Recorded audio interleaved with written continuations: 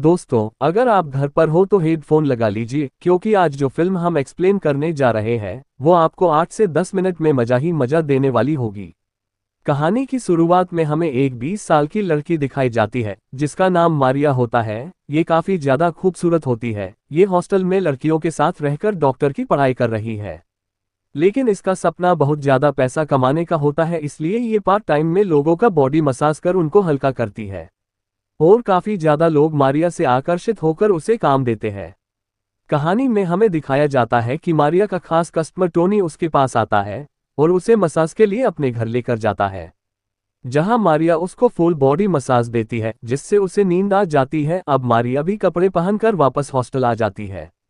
फिर हमें दिखाया जाता है कि मारिया सड़क पर जा रही होती है, तभी वहां 3 लड़के आ जाते हैं जो उसे छेड़ने लगते हैं, लेकिन मारिया भी कम खिलाड़ी नहीं होती है। वो अपनी रसीली बातों से उनके आंगन में बरसात करवा देती है और उन्हें बताती है कि वो होम मसाज देती है और अपनी मसाज के फायदे बताकर वहां से निकल जाती है।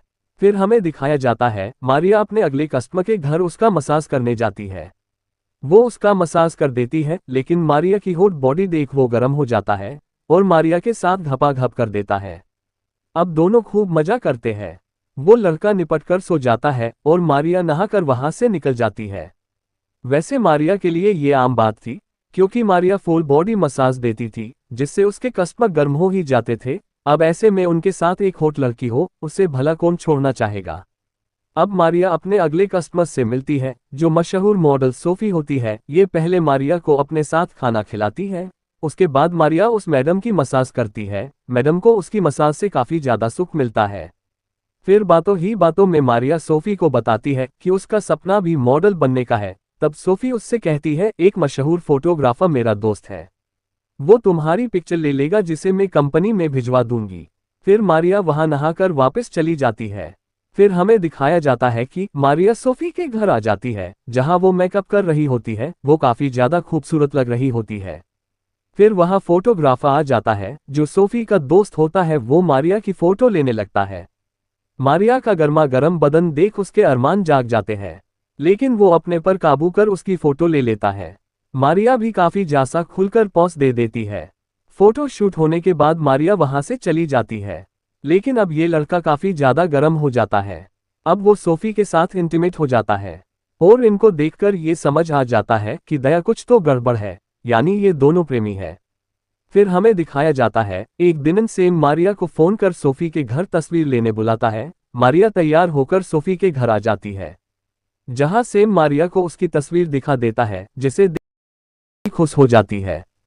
मारिया तस्वीर देख रही होती है, तभी सेम उसके शरीर को टच करने लगता है, लेकिन मारिया ये कहकर उसे रोक देती है कि तुम सोफी के दोस्त हो। तब सेम कहता है कि मुझे तुम काफी ज्यादा पसंद हो। फिर दोनों के बीच घपाघप हो जाता है और ये फिर मारिया नहाने चली जाती है। तभी सेम एक गुप्त कमरे में जाता है और वही वीडियो देखता है जिसमें उसने अभी अभी मारिया के साथ मंगल किया था। अब हमें समझ आ चुका होता है कि ये सब ट्रैप चल रहा है और इसे सेम और सोफी मिलकर चला रहे हैं। ये लड़कियों को फुसलाकर उनके साथ मंगल करते हैं और उनको वीडियो बना लेते हैं। यही इनका धंधा होता है। अब सोफी रात को घर आती है और वो सेम और मारिया के घपाघप को देखती है। उसके बाद वो मारिया को अपने घर रहने के लिए बुला लेते हैं, क्योंकि अब मारिया से वो काफी ज्यादा पैसा कमाना चाहते हैं। मारिया इनके घर रहने आ जाती है। अब वो मारिया को ऐसे दिखाने लगे जैसे वो दोनों प्रेमी हो। फिर सोफी एक दलाल को मारिया की वीडियो बेच देती है और यही वो दलाल होता है जो इस ट्रैप को चला रहा होता है। अब सोफी को जो पैसे मिले थे उनमें से कुछ पैसे वो मारिया के ऊपर खर्च कर देती है और वो मारिया को बताती है कि आज सेम का बर्थडे है, वो लोग घर पर आज पार्टी करेंगे। इधर सेम घपाघप की वीडियो बनाने के लिए पहले से तैयारी कर लेता है और ये सब लोग रात को पार्टी करते हैं। अब ये गेम खेलते हैं और बारी बारी से अपने कपड़े उतार देते हैं। उसके बाद वो तीनों एक साथ घपाघप कर लेते हैं, जिसका वीडियो सेम बना चुका होता है। अगले दिन हम देखते हैं मारिया कॉलेज जाती है, जहां उसका पुराना कस्टमर उसे मसाज के लिए बोलता है, लेकिन वो उससे मना कर देती है क्योंकि सोफी से उसे अच्छे खासे पैसे मिल रहे होते हैं। फिर वो रात को जब सोफी के घर आती है तो देखती है वहां पुलिस रेड मार चुकी होती है। वो अंदर जाती है, जहां उसे ऑफिसर बताता है कि सोफी और सेम मिलकर लड़कियों के साथ ट्रैप कर रहे हैं।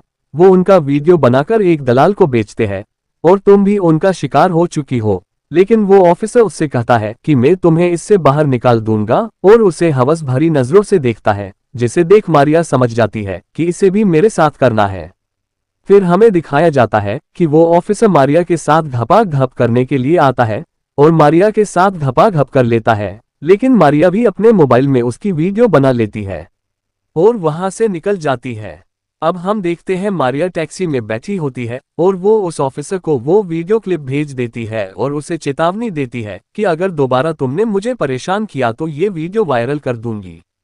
फिर हमें दिखाया जाता है, फिर हम देखते हैं कि सोफी और सेम छुप छुप अपनी जिंदगी गुजारने लगते हैं।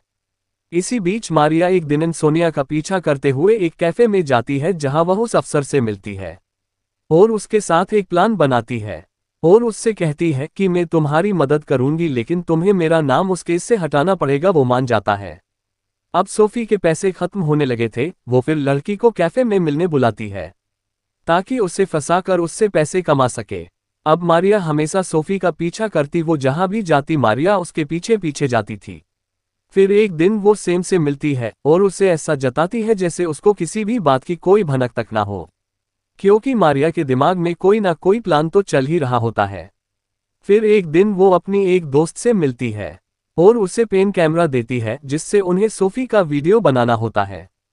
फिर एक दिन वो अफसर वीडियो खरीदने के बहाने सोफी से मिलता है और वहां वो लड़की उनका वीडियो बना लेती है। फिर मारिया ये वीडियो सेम को दिखाती है और बताती है कि पुलिस को सब पता चल चुका है, अब तुम्हारा खेल खत्म हुआ।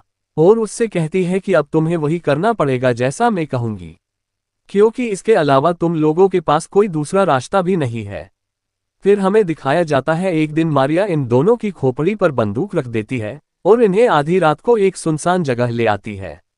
प्लान के हिसाब से वो अफसर भी वहां आ जाता है और उन दोनों को गाड़ी से बाहर आने को बोलता है। फिर हम देखते हैं अफसर सेम को गोली मारने वाला होता है, तभी सेम उससे बंदूक छीनने की कोशिश करता है। इसी बीच उन दोनों के बीच हाथापाई हो जाती है। इसी बीच सोफी गोली चला देती है जो गलती से सेम को लग जाती है। अब वो गुस्से में अफसर को भी गोली मार देती है, फिर जाने लगती है, लेकिन वो अफसर उसे भी गोली मार देता है। थोड़ी देर बाद मारिया वहां आती है, वो बंदूक को साफ करके लियो के हाथों में रख देती है और वहां से चली जाती है। फिर वो अगले दिन उनका सामान गरीब लोगों में बांट देती है और ये फिल्म यही खत्म हो जाती है।